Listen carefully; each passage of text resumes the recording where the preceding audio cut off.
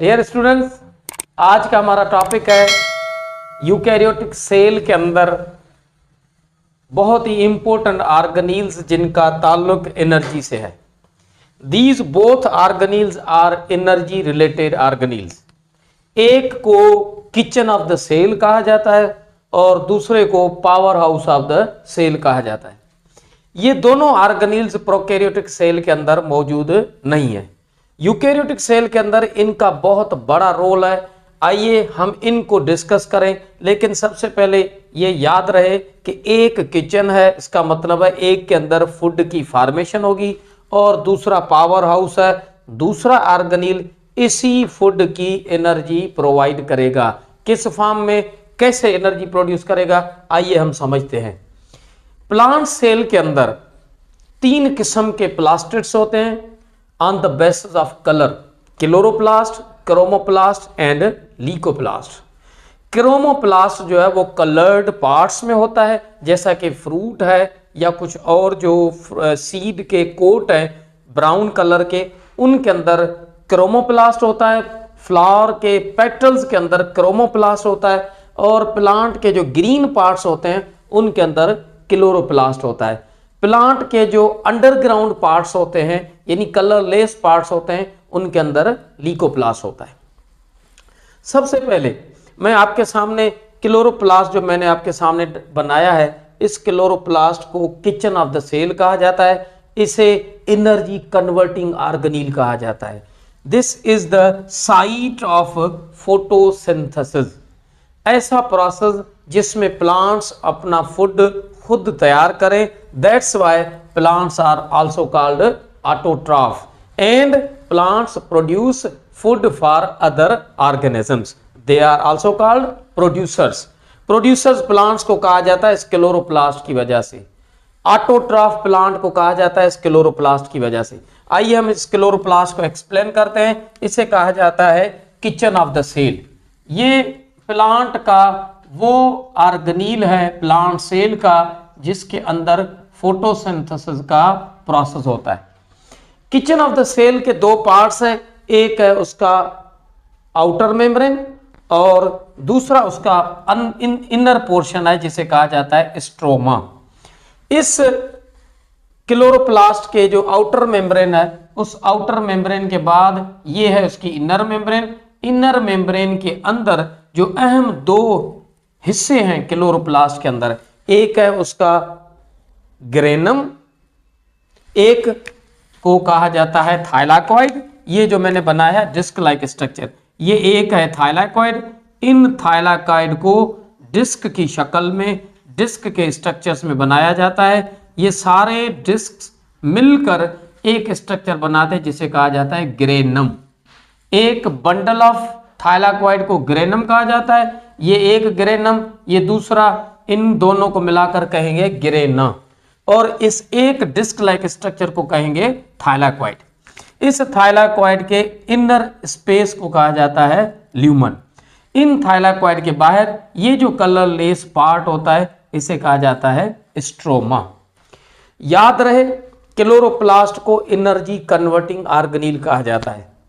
इसके अंदर ऐसा प्रोसेस होता है जिसे एंडरगोनिक प्रोसेस कहा जाता है, एनर्जी सिंथेसिस प्रोसेस कहा जाता है, यानी फोटोसिंथेसिस। आइए हम देखें इस क्लोरोप्लास्ट के अंदर फोटोसिंथेसिस कहां पर होती है, क्योंकि हम क्लोरोप्लास्ट का फंक्शन पढ़ रहे हैं। क्लोरोप्लास्ट साइट है फोटोसिंथेसिस के लिए।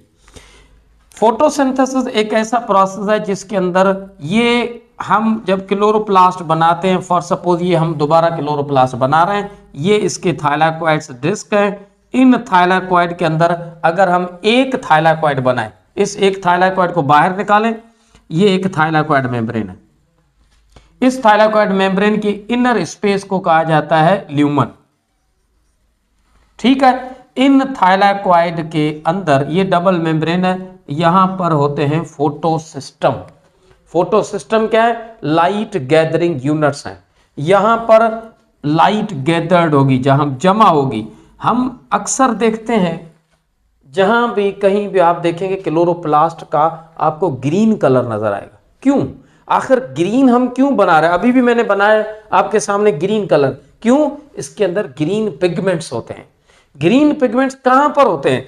ये है इसका ल्यूमन, ल्यूमन के बाहर इस थाइलाकॉइड की मेम्ब्रेन पर, इसे थाइलाकॉइड लैमेली कहा जाता है, इस मेम्ब्रेन पर होते हैं फोटोसिस्टम। फोटोसिस्टम, फोटोसिस्टम का मतलब है लाइट गैदरिंग यूनिट्स, जहां पर लाइट गैदर्ड हो। लाइट गैदर्ड कैसे होगी? सनलाइट जो है वो फोटॉन्स के फॉर्म में आती है, और फोटॉन्स एनर्जी पैकेट्स हैं सनलाइट के, उन फोटॉन्स के फॉर्म में ये एनर्जी आती है। यहां पर इस फोटो सिस्टम के अंदर क्लोरोफिल और दूसरे पिगमेंट्स मौजूद होते हैं। पिगमेंट्स क्या है? They are the substances which have ability to absorb sunlight. ये क्लोरोफिल ए है, उसके अलावा क्लोरोफिल बी, ज़ैंथोफिल, कैरोटीन, ये सारे पिगमेंट्स मिलकर सनलाइट को एब्जॉर्ब करते हैं। ये जो फोटॉन्स आते हैं यहां पर गैदर्ड जो जमा है ये पिगमेंट्स, ये सारे क्या करते हैं? इस लाइट एनर्जी को एब्जॉर्ब करते हैं। यहां से प्रोसेस होता है फोटोसिंथेसिस का। वो हम फोटोसिंथेसिस का प्रोसेस नेक्स्ट वीडियो में, यानी अगली वीडियो में या किसी और वीडियो के अंदर पढ़ेंगे, लेकिन अभी हम सिर्फ फकत इंट्रोडक्शन कर रहे हैं कि फोटोसिंथेसिस इस क्लोरोप्लास्ट के अंदर होती है। याद रहे फोटोसिंथेसिस के अंदर कार्बन डाइऑक्साइड और वाटर जो है ये रिएक्टेंट होते हैं। ये पूरा प्रोसेस हो रहा है फोटोसिंथेसिस में, क्लोरोप्लास्ट के अंदर। एक है थाइलाकॉइड मेम्ब्रेन और बाहर है स्ट्रोमा। फोटोसिंथेसिस के दो स्टेप है, एक है लाइट डिपेंडेंट रिएक्शन और एक है light independent reaction. Light dependent reaction जो है वो थाइलाकॉइड में होता है और लाइट इंडिपेंडेंट रिएक्शन स्ट्रोमा में होता है। लाइट, याद रहे, लाइट डिपेंडेंट में कार्बन डाइऑक्साइड और वाटर ये रिएक्टेंट है, लेकिन यूज लाइट डिपेंडेंट में फकत वाटर होता है। और लाइट इंडिपेंडेंट जो स्ट्रोमा में होती है वहां पर कार्बन डाइऑक्साइड की फिक्सेशन होती है।